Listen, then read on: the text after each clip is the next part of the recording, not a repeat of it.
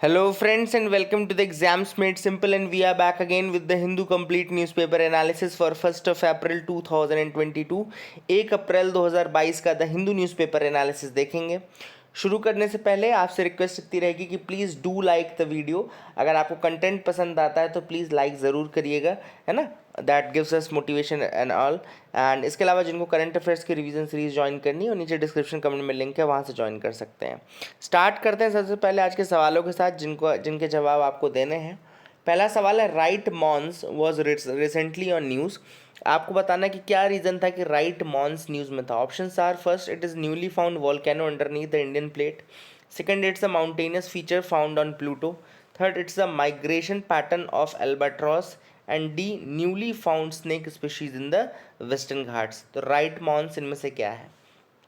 Question number 2 is, what is the position of the right against self incrimination in India। तो right against self incrimination in India ये क्या status इसको मिला है। Options आपके सामने हैं, legal right available to citizens only, fundamental right available to citizens only, fundamental right available to any person, neither fundamental right nor legal right. Question number 3 is, what is shrinkflation. Shrinkflation इनमें से क्या है। ठीक है, फिर से पढ़ लीजिए, श्रिंकफ्लेशन क्या है। Options: a type of inflation which takes place due to downsizing product while keeping its price same. Second, a type of inflation in which the inflation rate is high, the economic growth rate slows and unemployment remains steadily high.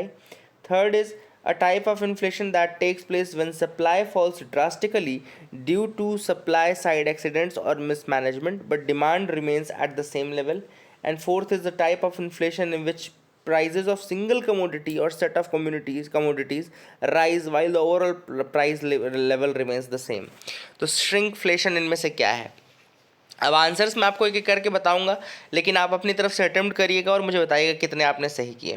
पहला सवाल था, right Mons recently news में है, ये क्या है। तो इसका आंसर है करेक्ट, इट्स बी, यानी कि एक माउंटेनियस फीचर है जो कि फाउंड हुआ है कहाँ पे, प्लूटो में फाउंड हुआ है, इसका नाम है राइट मॉन्स। ठीक है ना। सेकेंड सवाल था, राइट अगेंस्ट सेल्फ इंक्रिमिनेशन कैसा राइट है। तो ये तो आप सबको पता है कि ये एक फंडामेंटल राइट है जो कि सभी को मिलता है, मतलब कि फॉरेनर्स को भी मिलता है और इंडियन सिटीजन्स को भी मिलता है। अच्छा, एक चीज़ याद रखिएगा कि जो राइट्स केवल और केवल इंडियन सिटीजन्स को मिलते हैं, फॉरेनर्स को नहीं मिलते, वो है आर्टिकल 15। मैं फिर से लिख देता हूँ इसको, 15, 16, 19, 29 एंड 30। ये याद रखिएगा, 15, 16, 19, 29, 30, ये वो राइट हैं जो केवल और केवल इंडियन सिटीजन्स को मिलते हैं और फॉरेन सिटीजन्स को नहीं मिलते हैं। तो क्योंकि ये क्वेश्चन पूछा जाता है कई बार घुमा फिरा करके, इसलिए इसका आंसर आपको पता होना चाहिए, है ना। अब तीसरा सवाल मैंने आपसे पूछा था, श्रिंकफ्लेशन क्या होता है। देखो, बहुत ही अच्छी चीज़ है ये, एक नया चीज़ आपको सीखने को मिलेगा। देखो, श्रिंकफ्लेशन का मतलब होता है कि जब आप प्रोडक्ट की जो साइज़ है उसको डाउन साइज कर दो और उसका प्राइस को सेम रखो। सपोज़ करो पहले 100 रुपये में 1 किलो, आपका 1 किलो का पैकेट मिलता था, 100 रुपये में 1 किलो का पैकेट मिलता था किसी चीज़ का, ठीक है ना। ये एक्स चीज़ का 100 रुपये का 1 किलो पैकेट मिलता था। अब सपोज़ करो प्राइस तो उस पैकेट के 100 रुपये है, लेकिन उसमें हम 950 ग्राम ही कर दिया, केवल 50 ग्राम उसको हटा दिया, है ना, डाउन साइज कर दिया। तो ये प्रोडक्ट महंगा हो गया ना। पहले 100 रुपये में एक किलो मिल जाता था, 1000 ग्राम मिलता था, अब 100 रुपये में केवल 950 ग्राम मिलता है। तो एक तरीके से महंगाई तो बढ़ गई, लेकिन प्राइस वही रही, उसकी साइज़ को कम करके उसको महंगा कर दिया। तो ये जो होती है डाउन साइजिंग के कारण जो प्राइस इंक्रीज दिखती है, उसको बोलते हैं श्रिंकफ्लेशन। तो that is a thing, that's a good concept. I hope you got clarity. आगे मूव करते हैं और mains question of the day की तरफ आते हैं। Mains question of the day है, what are the major issues with the recently introduced identification of prisoners bill 2022।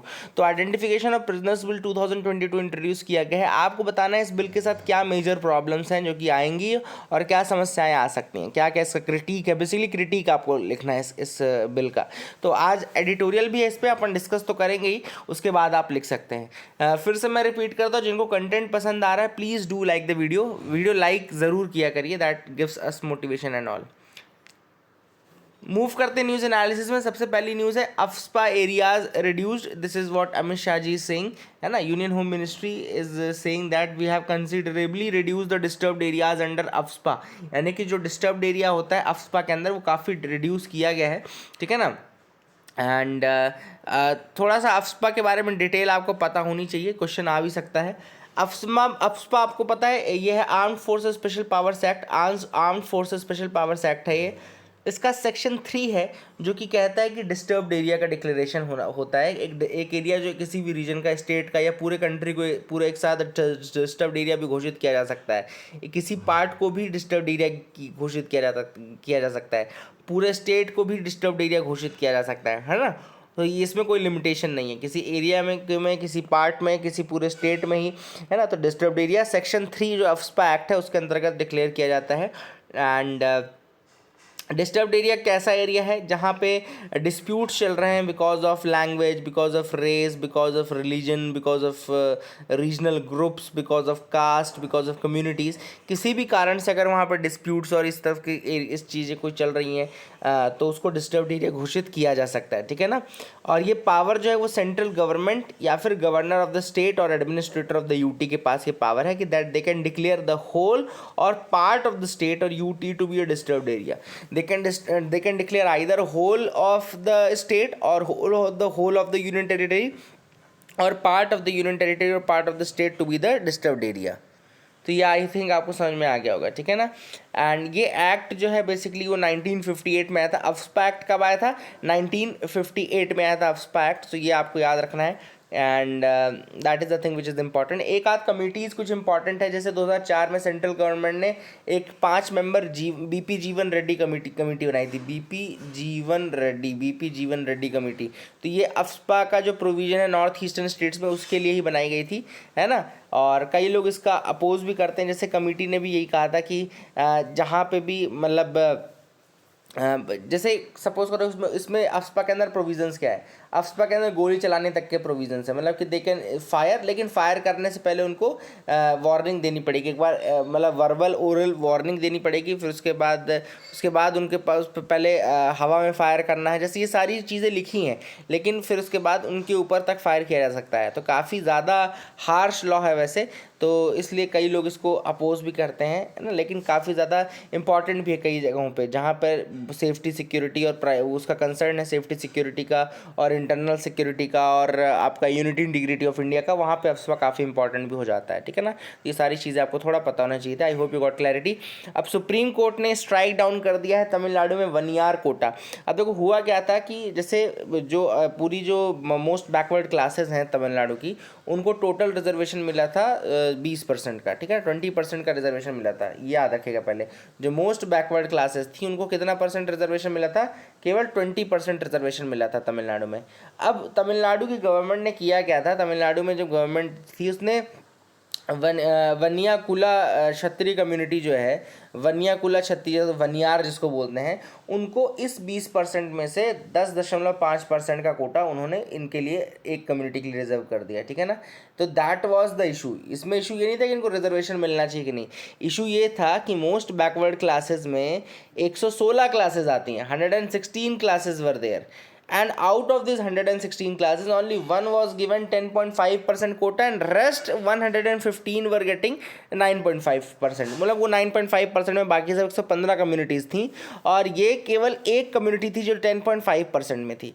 तो काफ़ी इसका अपोजिशन हुआ था एंड वही चीज़ यहाँ पे जो सुप्रीम कोर्ट है उसका भी कहना है कि दैट, देखो यहाँ पे लिखा भी हुआ है, L. Nageshwar Rao and B. R. Gavai held that 10.5 percent reservation for a single community from within the total most backward classes quota of 20% in the state, leaving 9.5% to other 115 communities।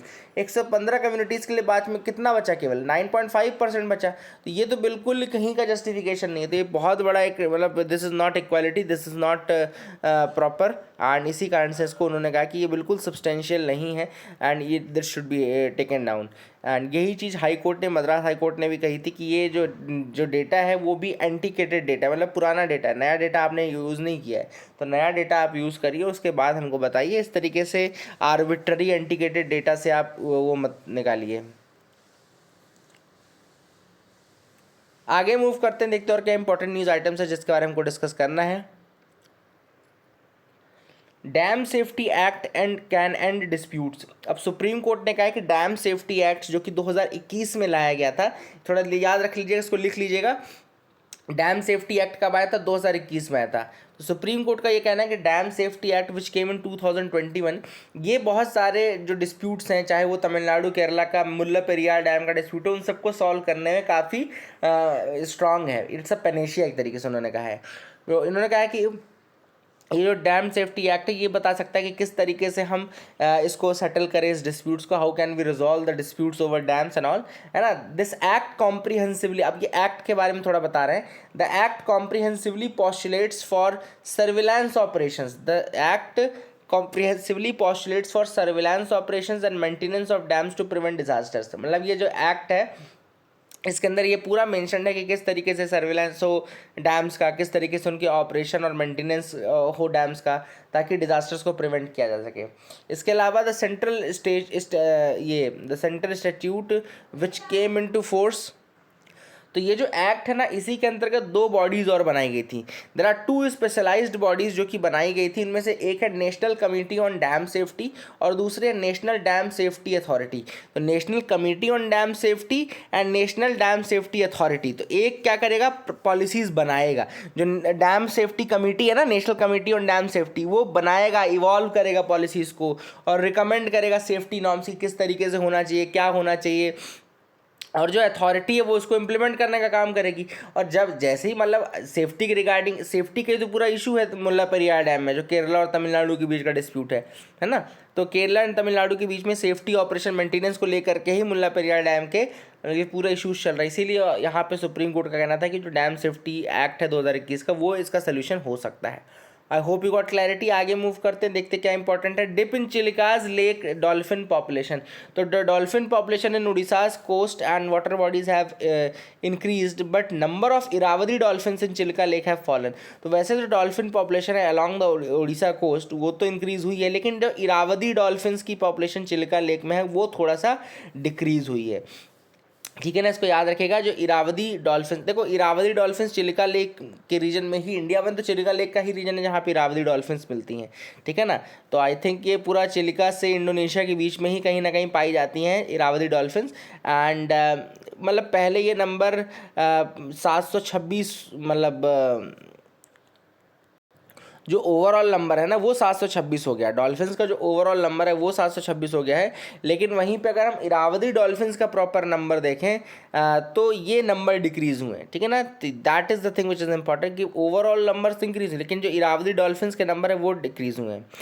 A total of 6 species of dolphins, ये 6 species होती हैं total dolphins की, जिनके नाम है Irrawaddy, bottle nose, humpback, striped, finless and spinner dolphin have been recorded. तो यहाँ पे जो ये चिलिका लेक वाला रीजन है, इसमें कौन कौन से डॉल्फिन्स मिल सकती हैं? इरावदी, आपका bottle nose, humpback, striped, finless and spinner dolphin. ये नाम भी थोड़ा याद रखिएगा, ऐसे कहीं पूछ लिया आपसे ना, हम back, striped, finless and spinner, ये क्या है, तो उसमें दे देगा varieties of dolphin, varieties of sharks, varieties of blue whale and all. तो वहाँ पे कंफ्यूज ना हो, इसलिए आपको याद रखना है ना। This is a very important lake. Chilika lake तो अपने आप में बहुत इंपॉर्टेंट वाटर बॉडी, आप सबको पता होना चाहिए चीज़, है ना।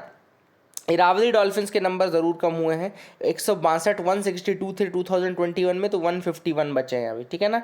इरावदी डॉल्फिन्स के बारे में थोड़ा सा आपको कुछ इंपॉर्टेंट और फैक्ट्स बता दूं कि इरावदी डॉल्फिन्स जो है वो शेड्यूल 1 जो आता है wild life protection act, Indian wild life protection act 1972 का, उसका शेड्यूल 1 है और IUCN में इंडेंजर्ड कैटेगरी पे है। याद रखिएगा, IUCN की इंडेंजर्ड कैटेगरी में है और ये शेड्यूल 1 में है 1972 के wild life protection act schedule 1 में। इसका नाम जो साइंटिफिक नेम है वो है ऑर्केइला ब्रेविरोस्ट्रिस। ठीक है ना, ऑर्केइला ब्रेवियोस्ट्रिस। ठीक है ना, तो that is the name which is there which is important. I hope you will try to remember these name as well. आगे मूव करते हैं, देखते हैं और क्या इंपॉर्टेंट आर्टिकल है। तो यहाँ पे एडिटोरियल जो है आज का वो क्रिमिनल ट्रैकिंग के ऊपर, क्रिमिनल आइडेंटिफिकेशन जो बिल आया recently, criminal procedure identification bill, criminal procedure identification bill 2022, ठीक है ना। तो ये जो रहेगा ये काफ़ी इंपॉर्टेंट बिल है, उसका काफ़ी बड़ा क्रिटिक यहाँ पे आज एडिटोरियल में ऑथर ने दिया है। अब ये जो बिल कहता है, जो बेसिक बात कहता है वो मैं आपको बताता हूँ। ये रिलेटेड है मेजरमेंट से, और क्या क्या, जैसे कोई क्रिमिनल आया तो उसके लिए क्या क्या मेजरमेंट्स हैं और क्या क्या उसके रिगार्डिंग फोटोग्राफ के प्रोविजंस हैं, बायोमेट्रिक के प्रोविजंस हैं, उसके रिगार्डिंग है, उसका आइडेंटिफिकेशन के रिगार्डिंग है, ठीक है ना। तो अब इस बार बहुत वाइड स्प्रेड पावर्स दे दी गई हैं पुलिस के पास, बहुत ज़्यादा वाइड स्प्रेड पावर दे दी गई हैं। उसी के रिस्पॉन्स में ही ये जो आर्टिकल लिखा गया है, आपका लिखा गया है। तो मैं आपको एक एक करके चीज़ें बताता जाऊँगा। अब सच समझो, पहले आइडेंटिफिकेशन ऑफ प्रिजनर्स का जो पहले एक्ट चल रहा है वो 100 सालों से पुराना चल रहा है, ठीक है ना। आइडेंटिफिकेशन ऑफ प्रिजनर्स एक्ट था 1920 का, 1920 का है, ठीक है। पहले तो ये याद रखो मोटी बात, आइडेंटिफिकेशन ऑफ प्रिजनर्स बिल कब का है, 1920 का, 1920 का है, ठीक है। उसके बाद दूसरी जो इंपॉर्टेंट चीज़ आपको याद रखनी है वो ये याद रखनी है कि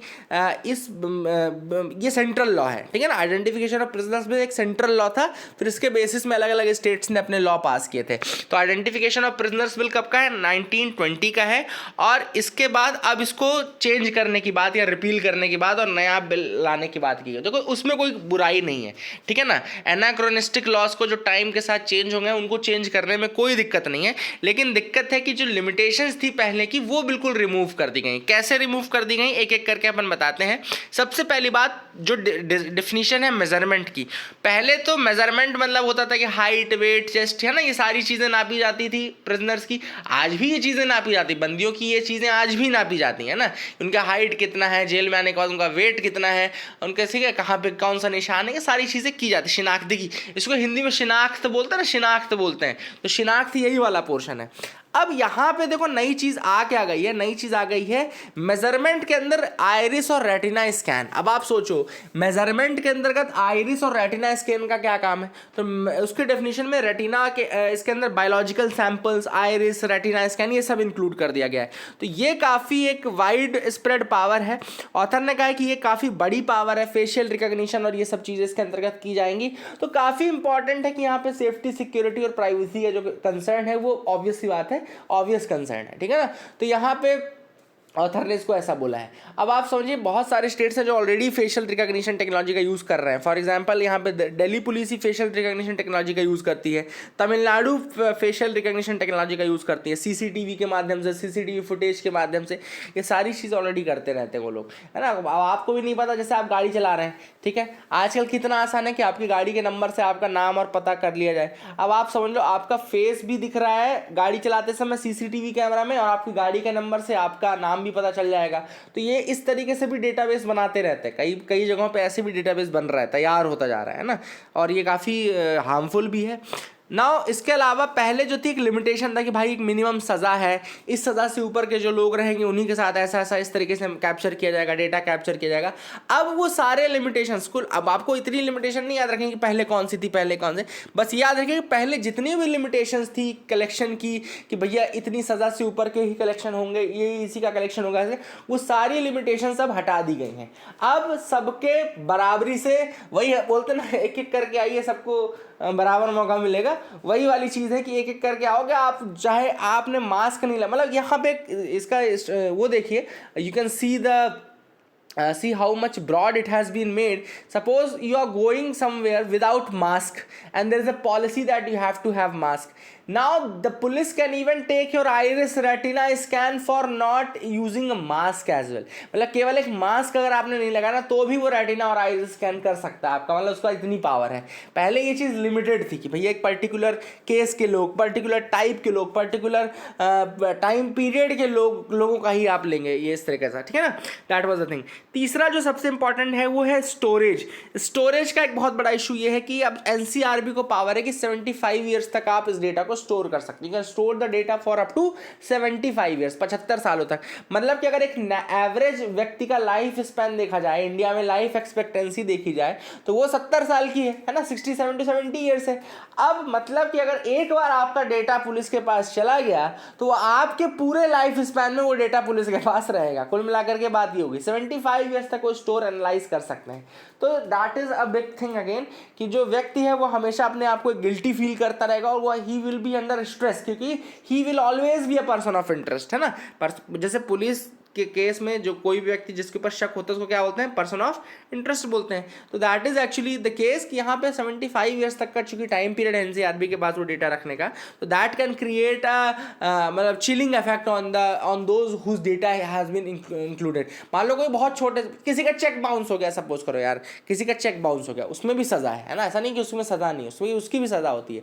अब सपोज करो कोई व्यक्ति चेक बाउंस के केस में या इस तरह के छोटे बहुत छोटे केस में जिसमें 1 साल की सजा है, 2 साल की सजा है, अब वो भी कोई ऐसा हीनस क्रिमिनल केस नहीं है बहुत ज़्यादा, तो सपोज करो वो जाता है जेल, तो अब उसका डेटा भी 75 साल तक आप रख रहे हो, वो व्यक्ति हमेशा के लिए अपने आप को एक क्रिमिनल मान करके ही रहेगा ना, that can create some of the troubles. तो इसीलिए ऑथर ने यहाँ पे कहा कि भैया 2017 में केस पुट्टास्वामी केस था, उसको थोड़ा सा एनालाइज करो, उसको समझो, और प्राइवेसी को एक कंसर्न देते हुए थोड़े से चेंजेस की जरूरत है और दोबारा से इसके ऊपर विचार किया जाए। This is what has been said in this article. I hope you got clarity regarding that. अब इंडिया और नेपाल किस तरीके से अपने टाइज को इंप्रूव कर सकते हैं, तो यहाँ पे विजिट होने वाली है जो नेपाल के प्राइम मिनिस्टर, उनकी विजिट होने वाली है शेर बहादुर देउबा जी की। तो अब क्या क्या एरियाज हैं प्रायोरिटी के, वो ऑथर ने बताया, अपन उन पर बात कर लेते हैं। केवल जो पहला एरिया है वो है पावर ट्रेड एग्रीमेंट का, है ना। Power trade agreement needs to be such that India can build trust in Nepal. तो यहाँ पे ऑथर ने सबसे पहले कहा कि जो पावर ट्रेड एग्रीमेंट है बहुत इंपॉर्टेंट है, पावर एनर्जी सिक्योरिटी बहुत इंपॉर्टेंट इशू है, और इंडिया और नेपाल अगर चाहें तो इसमें वर्क कर सकते हैं, ठीक है ना। तो यहाँ पे लिखा है कि सोलर एनर्जी काफ़ी है, लेकिन इंडिया का अगर आपको पूरा डिमांड, पीक डिमांड फुलफिल करना है तो हाइड्रो के थ्रू ही फुलफिल हो सकती है ना। और इंडिया और नेपाल एक दूसरे के साथ इस तरीके से कोलैबोरेट कर सकते हैं कि इंडिया की पीक डिमांड भी फुलफिल होती जाए, और इंडिया कुछ जो पावर प्लांट बना रहा है, कई जगहों पर ऐसा बना रहा है, इंडिया में बनाया, भूटान में बनाया है इंडिया ने, आपके नेपाल में मदद की है इस तरीके से, तो उनके ऊपर हम यहाँ पे एग्रीमेंट्स की बात की जानी चाहिए। सेकंड जो उन्होंने बोला ट्रेड एंड ट्रांजिट का है, जो बायलैटरल ट्रेड एंड ट्रांजिट है उसको इंप्रूव करने की जरूरत है ना। और अलग अलग चीज़ों को आप इलेक्ट्रॉनिकली ले जाइए, उसको इलेक्ट्रॉनिक प्लेटफॉर्म्स के माध्यम से करिए, आप उसको डिजिटल टेक्नोलॉजीज में करिए, ये सारी चीज़ें आप कर सकते हैं। Bilateral investment promotion and protection agreement भी करने की बात की गई है ना। ये साइन हुआ था वैसे इंडिया नेपाल के बीच में, और जो ये साइन हुआ इसमें नेपाली साइड को ज़्यादा फोकस, ऑब्वियस बात है नेपाल चूँकि ज़्यादा बड़ा देश नहीं है और ज़्यादा इस तरीके से इकोनॉमिकली बहुत ज़्यादा स्ट्रांग नहीं है, इसलिए उनको ज़्यादा फोकस दिया जाना चाहिए। एंड इस तरीके से उनको पॉलिसीज़ फ्रेम करनी चाहिए कि दोनों ज़्यादा से ज़्यादा जो फॉरेन इन्वेस्टमेंट उसको अट्रैक्ट कर सके, है ना। चाहे नेपाल की बात हो चाहे इंडिया की बात हो, दोनों को इस तरीके से करना चाहिए कि वो ज़्यादा से ज़्यादा फॉरेन इन्वेस्टमेंट्स को अट्रैक्ट कर सकें, ठीक है ना।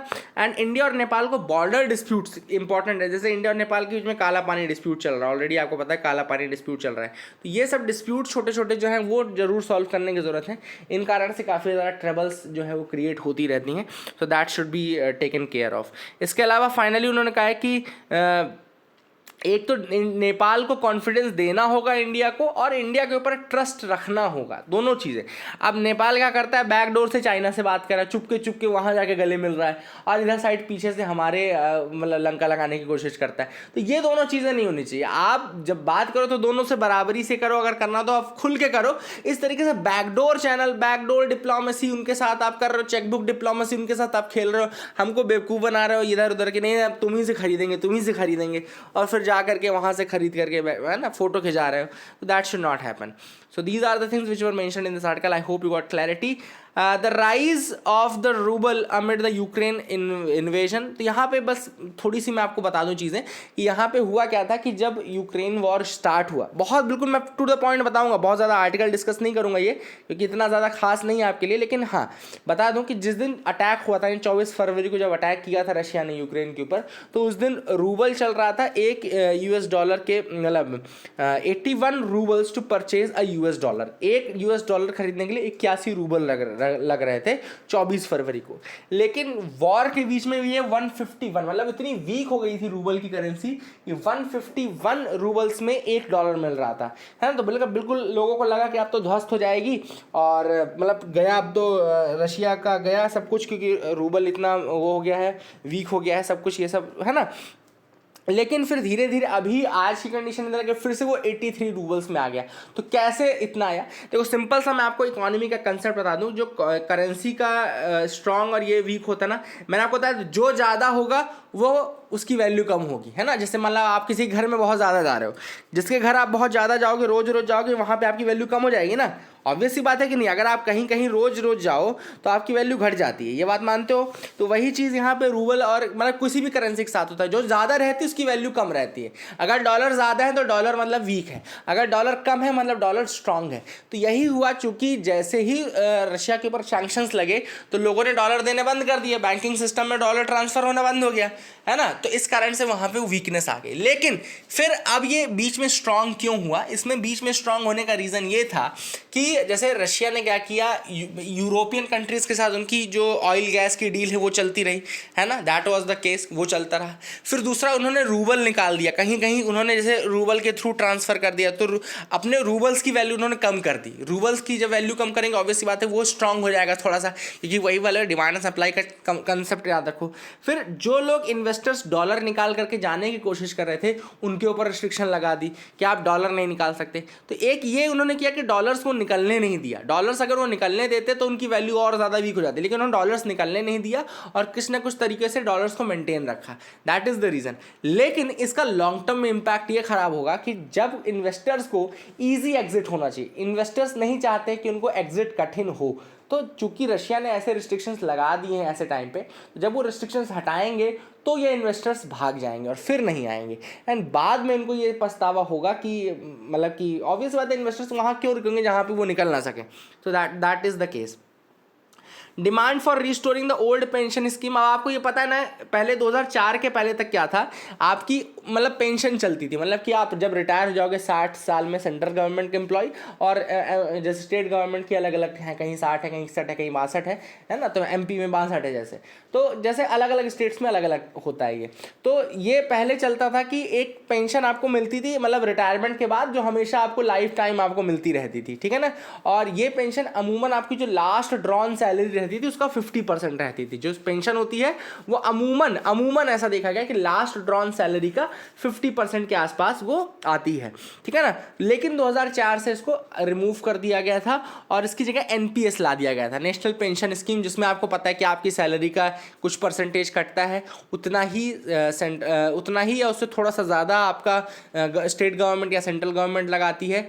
आपका ये पूरा पैसा इकट्ठा होता रहता है और जब आप 60 में या 62 पे रिटायर होते तो 60% आपको मिल जाता है। यू विल गेट 60% एंड 40% जो है वो आपका इन्वेस्ट हो जाता है, वापस से इन्वेस्ट हो जाता है, ठीक है ना। तो ये चल रहा था। तो अब कई स्टेट्स ने क्या किया, जैसे राजस्थान ने और आपका छत्तीसगढ़ ने क्या किया, कांग्रेस रूल्ड जो स्टेट्स हैं उन्होंने ओल्ड पेंशन स्कीम को वापस ला दिया। उससे बहुत बेनिफिट होता था भाई, उससे ऑब्वियस बात है आपकी जब जरूरत है आपको तो ग्रेच्युटी मिल जाती थी, उसमें जीपीएफ कटता था, तो जीपीएफ कटता था, लेकिन जीपीएफ के साथ बेनिफिट ये है कि वो आपको जब भी चाहिए आपको मिल जाएगा, है ना। लेकिन एनपीएस के साथ प्रॉब्लम ये कि एनपीएस कटेगा तो, लेकिन आपको मिलेगा नहीं, है ना। अगर आपका एनपीएस निकालना तो बहुत ही पापड़ मिलने पड़ेंगे, प्लस वो बहुत ही कम मिलता है ना, बहुत ही कम मिलता है आपके इन्वेस्टमेंट का। तो ये एक इंपॉर्टेंट इशू था, पहले बहुत ईजी था गवर्नमेंट एम्प्लॉयज़ के लिए, है ना। जो लोग उस समय के गवर्नमेंट एम्प्लॉयज़ हो उनसे पूछना काफ़ी, उन्होंने जीपीएफ के थ्रू ही अपनी पूरी ज़िंदगी गुजार देते थे वो लोग, मतलब जब भी मेजर कोई खर्चा आता था तो जीपीएफ के थ्रू हो जाता था। लेकिन अब ऐसा हो गया कि एनपीएस वाले जो एम्प्लॉयज़ हैं वो बैठे रहते हैं, उनको कुछ नहीं मिलता। So that is the major issues nowadays. तो इसीलिए काफ़ी स्टेट्स ने, जिसमें कांग्रेस रूल जो स्टेट्स हैं, यानी कि राजस्थान हो गया आपका, छत्तीसगढ़ हो गया, उन्होंने ओल्ड पेंशन को हाँ कर दिया है। बीजेपी रूल्ड स्टेट्स ने भी ओल्ड पेंशन को हाँ नहीं किया है, क्योंकि ऑब्वियस बात है उन्हीं के टाइम पीरियड में इसको बंद भी किया गया था। अटल बिहारी वाजपेयी जी थे उस समय 2003 में जब उन्होंने अनाउंसमेंट किया था, तो उन्होंने आज भी ये कहा कि इससे फाइनेंशियल बर्डन काफ़ी ज़्यादा बढ़ जाता है। लेकिन ऑब्वियस बात है एम्प्लॉयज़ के बेनिफिट का भी तो सोचना पड़ेगा ना आपको, ताकि दैट इज़ द थिंग। तो ये एक इंपॉर्टेंट इशू है जो कि डिस्कस करना था। आई होप यू गॉट क्लैरिटी। आगे मूव करते हैं, देखते हैं और क्या इंपॉर्टेंट न्यूज़ आर्टिकल्स हैं। तो you can move ahead. Zakir Naik is spreading hatred. Centre ने कहा है कि जाकिर नायक जो है वो हेट्रेड फैलाता है, और बिल्कुल सही बात भी है, ऐसे कोई गलत बात नहीं है। इंडिया एक्चुअली चाह रहा है कि उनको एक इसके नाम की एक रेड नोटिस निकल जाए जाकिर नायक के नाम की, ठीक है ना। तो they are trying actually to get a red notice for that. और रेड नोटिस आपको पता होना चाहिए, to seek the location and arrest of wanted person, wanted for prosecution और टू सर्व अ सेंटेंस। मतलब कि जो रेड नोटिस होता है वो एक search and location and arrest का नोटिस होता है ऐसे व्यक्ति का जिसका प्रोसिक्यूशन होना है या फिर जिसको सर्व करना है, सेंटेंस सर्व करना है, ठीक है ना। येलो नोटिस होता है to locate the missing person often minors. Blue notice होता है to collect additional information about person's identity, location और एक्टिविटीज। ब्लैक नोटिस होता है to seek information on unidentified bodies. Green notice होता है to provide warning about a person's criminal activities, किसी व्यक्ति के बारे में वार्निंग देनी है। ऑरेंज नोटिस होता है to warn of an event, a person और ऑब्जेक्ट और अ प्रोसेस, है ना। ये सारे अलग अलग नोटिस होते हैं, आप पढ़ लीजिएगा एक बार, मैंने नीचे तक एक बार ओपन कर लिए हैं, आप देख लीजिएगा, ठीक है ना। तो ये जाकिर नायक बहुत ज़्यादा इसने कन्वर्जन और ये सब भी बहुत ज़्यादा करवाए हैं, तो इसके लिए तो ठीक ही है, इसको तो पकड़ना ही चाहिए। आगे मूव करते हैं। Supreme court goes faster on delivery of orders. तो ये मैंने आपको पहले भी ऐसे बताया था, बहुत पूरा ऐसा नहीं कि आज का प्रोजेक्ट है, 4-5-6-7-8 महीने का प्रोजेक्ट हो गया है, सितंबर का प्रोजेक्ट है आई थिंक।